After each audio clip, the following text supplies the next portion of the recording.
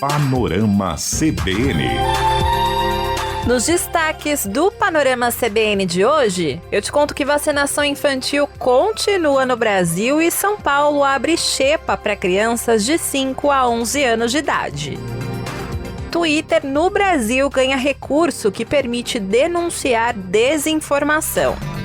E no esporte, eu te conto quem foram os melhores da FIFA.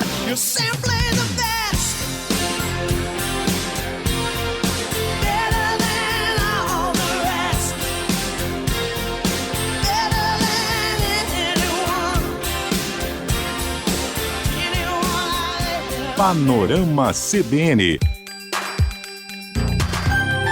Olá para você que está ouvindo o Panorama CBN. Eu sou a Juliana Prado e vou te contar em menos de 30 minutos tudo que foi notícia nesta segunda-feira, dia 17 de janeiro de 2022.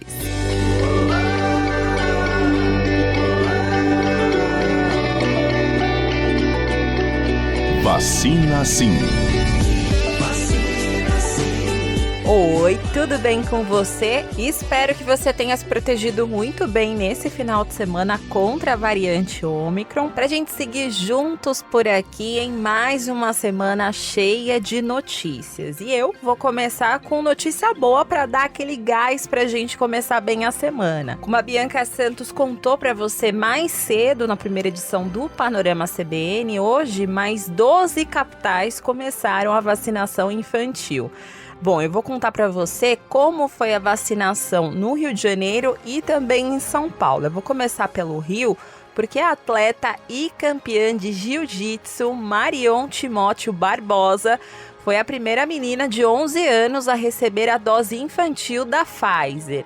A Marion, ela mora no Morro da Providência, no centro do Rio, e ela confessou que ela estava com medo da agulha, mas agora, depois de receber a vacina da Pfizer, ela está bem aliviada. Tava muito nervosa, agora eu tô melhor do que antes. Eu pensei que ia doer, só que eu não senti nada. Vem todo mundo se vacinar, porque se cuidar é muito bom. Além de Marion, outras crianças foram vacinadas em uma cerimônia que aconteceu no Museu do Amanhã, que fica na Praça Mauá. E o prefeito do Rio, Eduardo Paes, ele esteve presente nessa cerimônia e ele aproveitou para fazer um apelo bem importante aos pais. Eu vim aqui para fazer um apelo aos pais cariocas, né? Acreditem na ciência, as pessoas estão deixando de morrer por causa da vacina, então não brinquem com a vida dos seus filhos, né? Isso aqui é de mais precioso todos nós temos. Eu tenho 2 em casa, o Bernardo e a Isabela. Quando teve a chance de vacinar, eu vacinei correndo, né? Era a maior angústia que eu tinha, a possibilidade de colocar eles para serem vacinados. Então o que eu quero pedir a todo pai dessa cidade, toda mãe, todo responsável por qualquer criança, né? Que leve seus filhos para vacinar. Por lá na cidade do Rio, assim como a vacinação dos adultos, o calendário de vacinação das crianças vai ser de forma escalonada por ordem de idade. Então amanhã vai ser a vez dos meninos de 11 anos. Na quarta-feira vai ter uma repescagem para as crianças de 11 anos. Já as crianças com deficiência ou comorbidades têm prioridade e podem ser imunizadas a qualquer momento, independentemente da idade, desde que tenham entre 5 e 11 anos. E uma outra informação importante é que o intervalo entre as doses é de 8 semanas. E em São Paulo, a capital paulista também começou oficialmente hoje a vacinação de crianças de 5 a 11 anos contra a Covid. E nesse momento estão sendo imunizadas as crianças com comorbidades, deficiência, indígenas e quilombolas. E a nossa repórter aqui de São Paulo, a Natasha Mazaro, ela acompanhou hoje a vacinação infantil e ela conversou com a cirurgiã dentista Rosemary. Ela levou a filha, Maria Luísa, de 10 anos, para tomar a vacina e ela acabou se emocionando. Vamos ouvir um trechinho. Uma alegria muito grande, porque a Maria Luísa é asmática e fico até emocionada, porque a família toda, esse tempo todo, viveu em função dela, porque pela comorbidade. Ela também perdeu o padrinho em agosto de 2020 por Covid. Então a gente vem sofrendo bastante. Então hoje é uma vitória. A nossa repórter também conversou com a advogada Alessandra Nistal, que levou a filha Helena, de 11 anos, que tem síndrome de Down, para tomar a primeira dose. Hoje ela vai tomar a primeira dose dela para poder ir na escola mais tranquila, né, Helena? Meu Deus! É um alívio maior, né? Ainda mais ela tendo comorbidade, ela acaba tendo mais probabilidade para ter doenças respiratórias, né? Então a vacina com certeza traz um pouco desse alívio, né? E uma novidade aqui para você que é de São Paulo é que a partir de hoje, os pais de crianças nessa faixa etária de 5 a 11 anos que não tenham comorbidades podem cadastrar os filhos na lista da Xepa nas unidades de saúde no bairro em que moram. E o secretário municipal de saúde, Edson Aparecido, disse que vão ser poucas doses remanescentes, mas ele destacou que nenhuma dose pode ser perdida neste momento. Nós não podemos perder nenhuma dose da vacina, né? Eventualmente, se alguma unidade, como nós fizemos durante a vacinação das outras faixas etárias, se tivermos remanescentes doses nas nossas unidades, os pais com crianças entre 5 e 11 anos sem comorbidades podem se inscrever, deixar o nome inscrito e elas serão chamadas. Para você que é da capital paulista, para fazer essa inscrição da Xepa, os responsáveis pela criança precisam ir ao posto mais próximo da residência ou escola da criança, informar um telefone em que um funcionário do postinho vai avisar se sobrou dose ou não.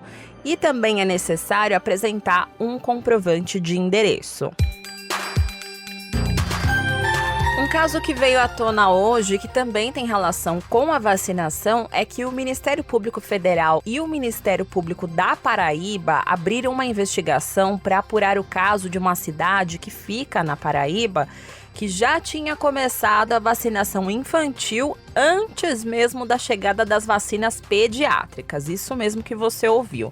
Esse caso foi em Lucena, na região metropolitana de João Pessoa, onde pelo menos 48 crianças receberam a vacina contra a Covid de adultos.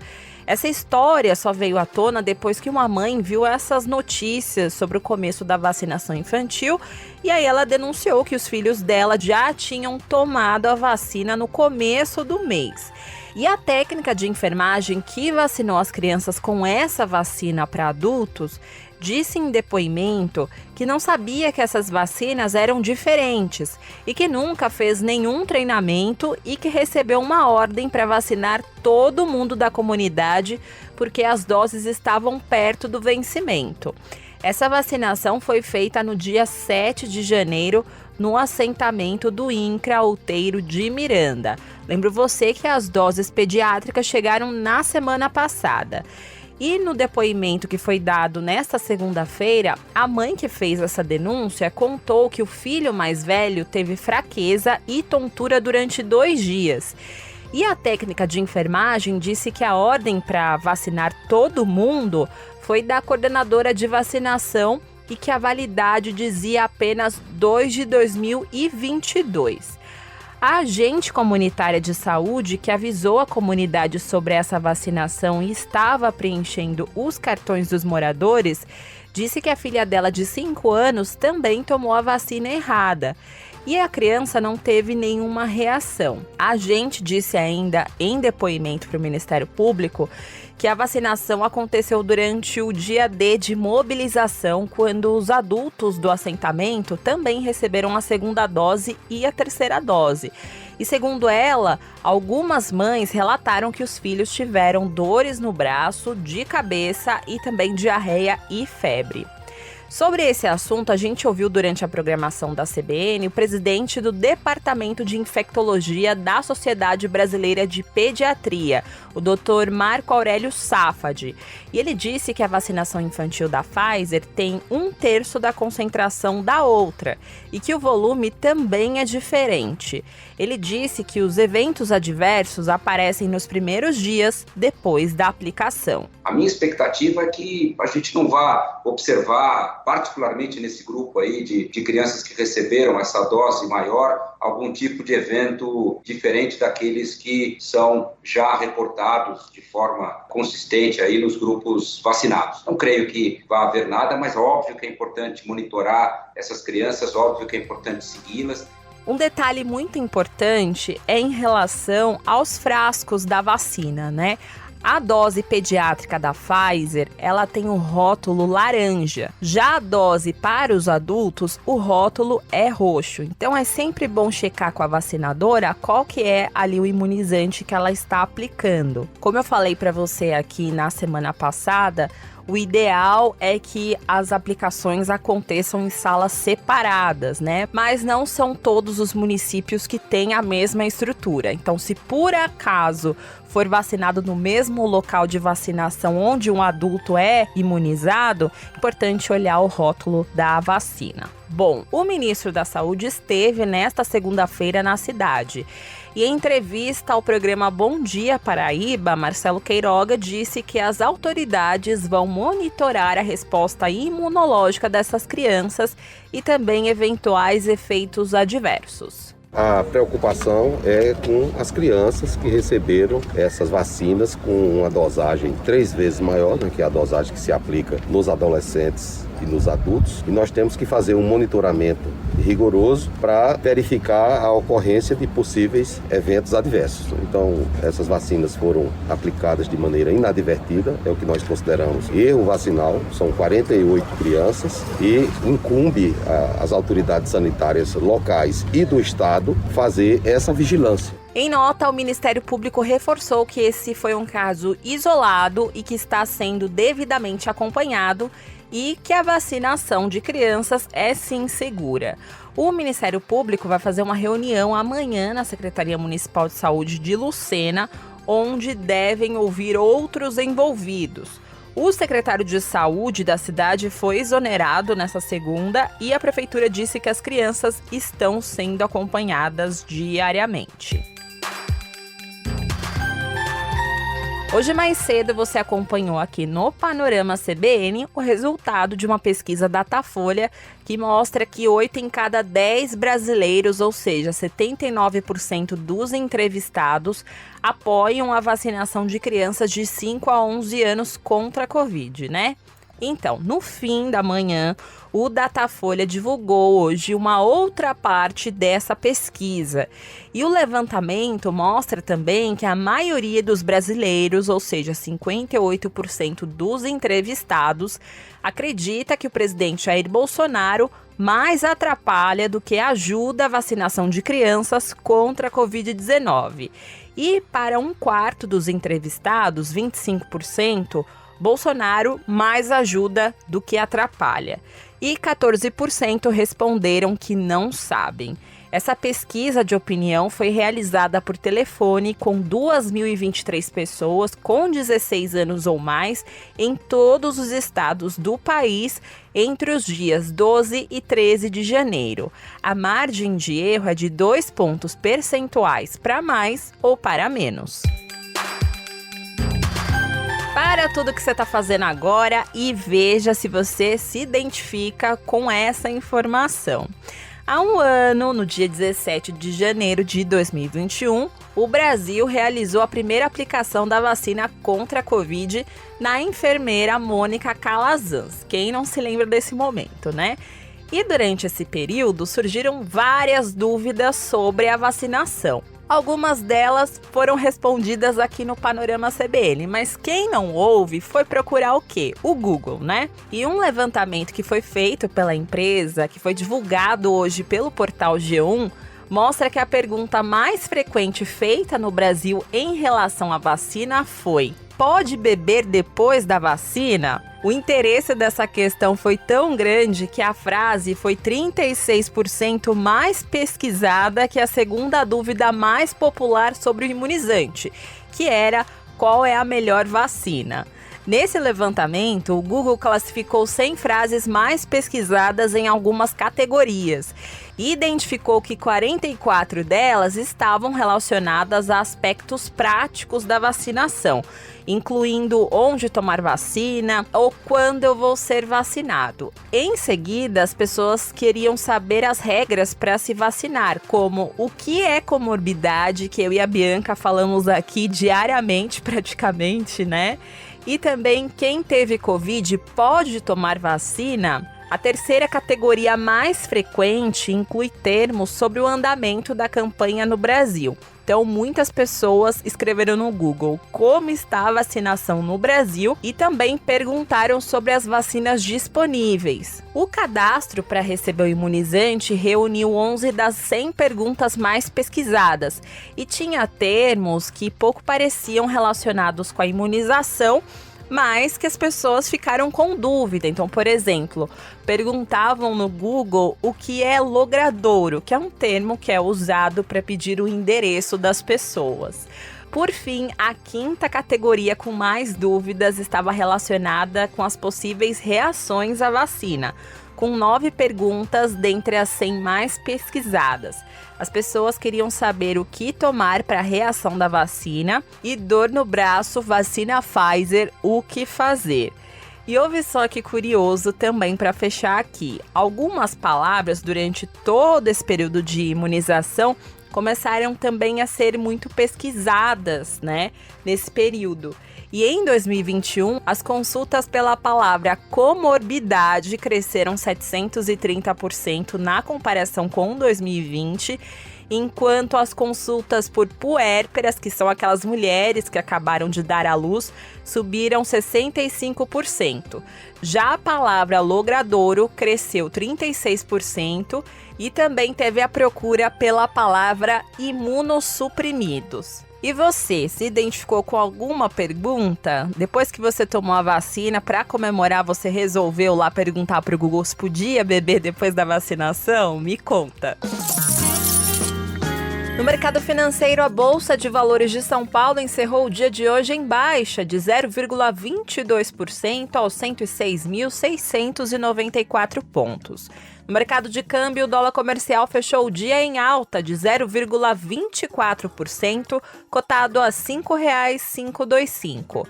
Já o euro terminou negociado a R$ 6,302, com uma valorização de 0,17%. Faz tempo que não toca essa trilha por aqui, mas quando toca você já sabe que eu vou falar sobre tecnologia, né? E o Twitter anunciou hoje que o Brasil, a Espanha e Filipinas foram adicionados à lista de países que testam uma opção para realizar denúncias de informações enganosas, sejam elas sobre a pandemia ou sobre qualquer outro assunto. E quem vai explicar melhor para você isso é o nosso comentarista de tecnologia da CBN, Tássius Veloso. Oi, Tássius, tudo bem? Obrigada por aparecer aqui mais uma vez. E eu queria que você explicasse para o nosso ouvinte aqui do Panorama um pouquinho mais sobre esse anúncio do Twitter. Oi, Ju, bom estar contigo aqui no Panorama. E sim, essa é uma atitude tomada pelo Twitter depois de muita pressão na própria rede social. As pessoas estavam bravas com a plataforma porque a desinformação vinha correndo solta e não se via nenhum movimento do Twitter no sentido de diminuir isto. Havia já os casos de personalidades de contas famosas que tiveram as postagens bloqueadas por causa de comentários polêmicos que questionavam principalmente detalhes de saúde, né? Nesse contexto da pandemia, mas o usuário brasileiro ainda não tinha um recurso nativo para denunciar como postagem enganosa algo que estava ali, por exemplo, promovendo um determinado remédio que não serve para o tratamento de Covid. Na semana passada, o Twitter chegou até a dar uma resposta no formato de uma longa nota publicada na rede social, uma nota bem passivo-agressiva, inclusive, mas na qual não prometia assim, uma data para implementar esse recurso. Agora está valendo, pelo que eu compreendi, por enquanto, ainda em fase de testes, mas muita gente já está recebendo. Vale a pena utilizar para denunciar coisa enganosa, isso não pode continuar acontecendo. E, Tássius, é fácil de usar esse novo recurso? É super fácil, é uma ferramenta nativa que vai aparecer para os usuários brasileiros, seja no celular, seja no computador. No celular, quando você encontrar um tweet problemático, você tem que tocar ali nos 3 pontinhos e selecionar denunciar tweet. Vai surgir uma tela com várias opções e a nova opção é a que diz: as informações são enganosas. Então tem que escolher isto e depois, numa nova tela, a pessoa ainda pode escolher entre política, saúde e outras coisas. No campo da saúde, isso é muito interessante porque estamos ainda vivendo uma pandemia. E no campo da política, o próprio Twitter admitiu, viu? Admitiu que isso tem a ver também com as eleições. A gente sabe que o pleito desse ano tem tudo para ser muito polêmico, então eles já estão se preparando, já colocaram ali também a possibilidade de denunciar informações enganosas da política. Vamos ver como os candidatos irão se portar e também como o Twitter vai utilizar essas denúncias para aos poucos ir apaziguando a rede social e fazendo uma higiene dessas postagens enganosas. Ninguém merece, né? É isso, Tássios. Esperamos que o Twitter consiga agir mais rapidamente para evitar a propagação de notícias falsas, né? Obrigada mais uma vez, Tássios, e você é sempre muito bem-vindo por aqui, viu? É esse o recado e precisando, só chamar que a gente fala sobre tecnologia. Um beijo! No cenário internacional, eu tenho uma informação que pode parar nos livros de história. É o seguinte: uma nova investigação identificou um suspeito que pode ter revelado o esconderijo de Anne Frank e a sua família para os nazistas. Você deve conhecer a história dela, mas não custa nada lembrar. Anne Frank era uma jovem judia, autora de um diário que se tornou um dos ícones do Holocausto, e ela morreu em um campo de concentração nazista em 1945, aos 15 anos, depois de passar 2 anos escondida. E o diário de Anne Frank foi publicado após a morte dela e é o relato em primeira pessoa mais famoso sobre a vida dos judeus durante a Segunda Guerra Mundial. E voltando para 2022, uma equipe de investigação informou que Arnold Vandenberg, um judeu de Amsterdã, provavelmente teria revelado o esconderijo dos Frank para salvar a própria família dele. A equipe, essa de investigação que eu falei para você, é formada por um ex-agente do FBI, historiadores e outros especialistas. E eles passaram 6 anos usando técnicas modernas de investigação para desvendar esse caso arquivado. E Arnold Vandenberg tinha sido membro do Conselho Judaico de Amsterdã, que era um órgão forçado a implementar a política nazista em áreas judaicas. E esse grupo foi dissolvido em 1943 e os seus membros foram enviados para campos de concentração. Mas a equipe descobriu que Vandenberg não foi levado para nenhum dos campos. Em vez disso, ele estava morando normalmente em Amsterdã naquela época. E quando ele perdeu toda a série de proteções que o isentava de ir para os campos de concentração, ele teve que fornecer algo valioso para os nazistas com quem ele teve contato para que ele e a esposa dele ficassem seguros. E na época, algo valioso era informação, justamente onde os judeus estavam escondidos. Aproveitando o gancho, eu quero te dar uma dica de uma série que está disponível no Globoplay que se chama Passaporte para a Liberdade, que conta a história de uma funcionária da Embaixada do Brasil em Hamburgo, na Alemanha, que conseguiu ajudar algumas famílias judias. Então, vale a pena ver essa série. E no esporte, hoje só tem os melhores, hein? Porque um polonês e uma espanhola levaram o prêmio de melhores jogadores do mundo pela FIFA de 2021. Você quer saber quem são eles? Eu vou te contar. Robert Lewandowski, atacante do Bayern de Munique, foi eleito o melhor do mundo no futebol, desbancando o argentino Messi e o egípcio Salah. E entre as mulheres, Alexia Putellas, atacante do Barcelona, foi eleita a melhor jogadora do mundo de 2021, ganhando de Sam Kerr e Jenny Hermoso. Entre os goleiros, o senegalês Mendy do Chelsea foi eleito o melhor goleiro no masculino e a chilena Christiane Endler do Lyon foi eleita a melhor goleira. E falando em Chelsea, o time levou os 2 prêmios de melhores técnicos. O alemão Thomas Tuchel, campeão da última Liga dos Campeões da UEFA, ganhou como melhor técnico. A inglesa Amy Haynes, que conquistou pelo Chelsea o campeonato inglês, a Copa da Inglaterra, a Copa da Liga Inglesa e o vice da Champions, foi eleita a melhor técnica do mundo. Outro destaque da premiação foi o do gol mais bonito de 2021 do argentino Eric Lamela. Ele fez um gol de letra pelo Tottenham em um clássico contra o Arsenal. E olha só que legal, um prêmio especial foi destinado para a união de torcedores da Dinamarca e da Finlândia durante o mal súbito do jogador Christian Eriksen na Eurocopa do ano passado. Foram cenas angustiantes, mas nessa hora as duas torcidas se uniram e fizeram um gesto para mostrar que estavam juntos nessa. E essa atitude levou o prêmio FIFA Fan Awards. Vou relembrar para você esse momento que foi muito emocionante.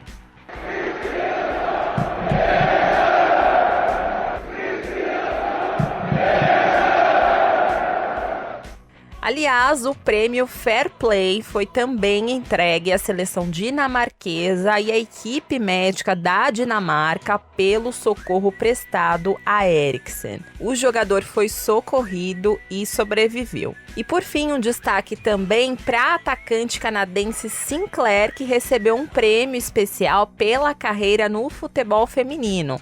Ela tem 38 anos e ela é a maior artilheira da seleção canadense entre os homens e as mulheres, com 188 gols. E ela ainda ajudou o Canadá a conquistar a medalha de ouro nos Jogos Olímpicos de Tóquio de 2021. Panorama CBN.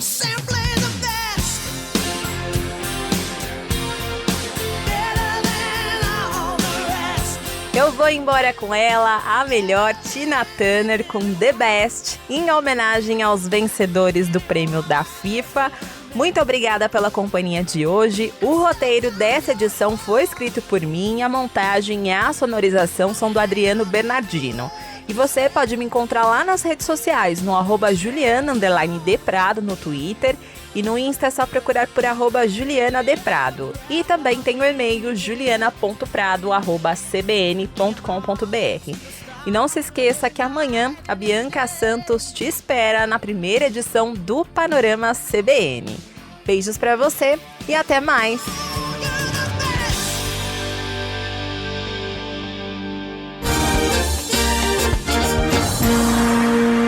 Panorama CBN. As principais notícias do dia em menos de meia hora.